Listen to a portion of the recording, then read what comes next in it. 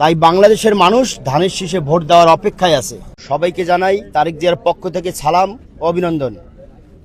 আজকে আমাদের তারেক রহমানের 31 দফা বাস্তবায়নের লক্ষ্যে আজকে আমাদের এই শ্রমিক দলের পক্ষ থেকে আমি আসাদুজ্জামান বাবু, শ্রমিক দলের আহ্বায়ক এবং মোটর শ্রমিক ইউনিয়নের ভারপ্রাপ্ত সাধারণ সম্পাদক, তাই আমি 31 দফা পালন করার লক্ষ্যে আজকে আমাদের এই মিছিল এবং আমরা জনগণের কাছে ভোট চাওয়ার জন্য আমরা এই মিছিল বের করেছি। জালিম সরকার শেখ হাসিনার যে অত্যাচার, যে জুলুম শিকার হয়ে বাংলাদেশের মানুষ আর শেখ হাসিনাকে আর চায় না। তাই বাংলাদেশের মানুষ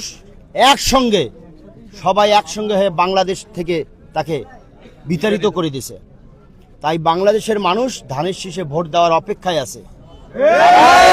যে কোনো সময় আমাদের যখন তফসিল ঘোষণা হবে নির্বাচনে, তো অবশ্যই বাংলার মানুষ ধানের শীষেই ভোট দেবে। সাধারণ শ্রমিকের যে মোটর শ্রমিক ইউনিয়ন, এটা সাধারণ শ্রমিকের একটা রক্তে ঘামের এই সংগঠন।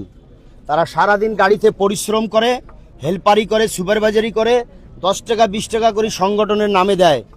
এই টাকাটা জড়ে আমরা কি করি, সাধারণ শ্রমিক যারা মারা যায়, যারা অসুস্থ হয়, যারা পঙ্গু, যারা বয়স্ক, তাদেরকে দেওয়া হয়।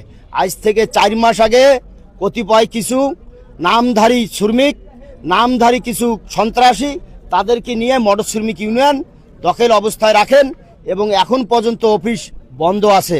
তাই আমি ভারপ্রাপ্ত সম্পাদক হিসাবে বলতে চাই, রংপুর জেলার শ্রমিকদের যে অবস্থা, শ্রমিকরা ঠিকমতো সাহায্যের টাকা পাচ্ছে না। যারা বুড়া হয়েছে তাদেরকে, বুড়া বুড়ি যে ফ্যামিলিতে 2 জন 3 জন, তারা ঠিকমতো খাইতে পারতেছে না।